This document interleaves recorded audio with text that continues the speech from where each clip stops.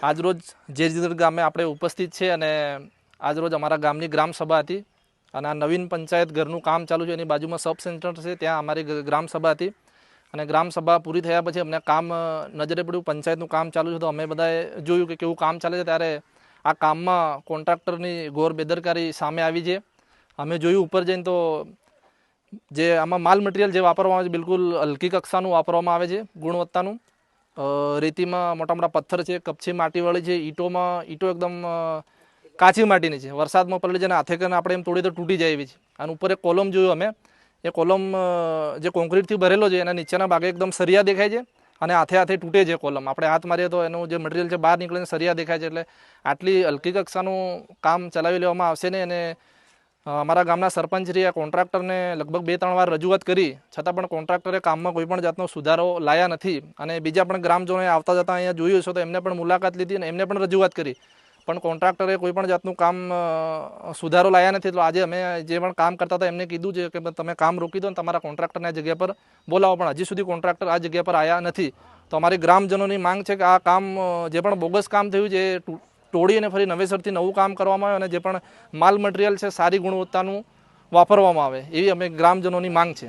શું નામ છે આપનું? પિન્ટુભાઈ કટારા.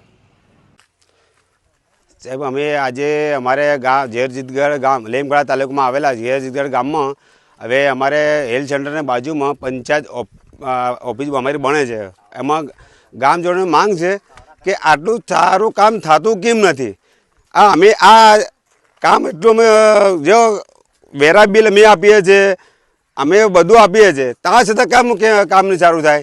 આ બધો હવે પબ્લિક પર અમારે આપવું પડે ને, એના કારણથી આ કામ જુઓ તમે, એટલું કામ વીક કામ કરતા છે. અને આ ઈંટ આવી વાપરે સાહેબ, જો આ ઈંટ આ તૂટ્યા, જો આ હવે આ ઈંટ આ ઈંટ ચાલે છે. એટલા માટે અમારા ગામજનોની માંગ છે કે કામ સારી રીતે અમારા ગામમાં થાય શકે ને કામ સારી રીતે પૂર્ણ કરી શકે. એટલે કોન્ટ્રાક્ટરની જવાબદારી છે, કોન્ટ્રાક્ટર આવવું જોઈએ.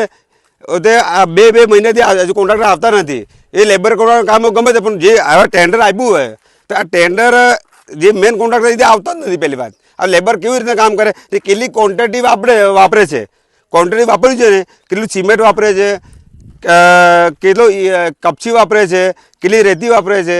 પછી આ જોવું નહીં પડે કોન્ટ્રાક્ટને આવે ને અઠવાડિયે એક આટો તો મારો જ જોઈએ ને, ભલે લેબરમાં આપ્યું હતું વાંધો નહીં. હવે આમાં પ્લાન કોઈ આપતું નથી, ગામજનોને કોઈ બતાવતું નથી કે આ પ્લાન છે અને આમાં આટલી આ ક્વોન્ટિટી લખેલી છે.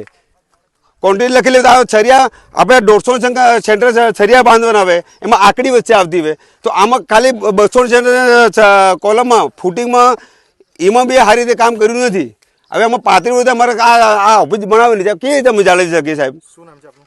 દલુભાઈ શંકુભાઈ કટારા.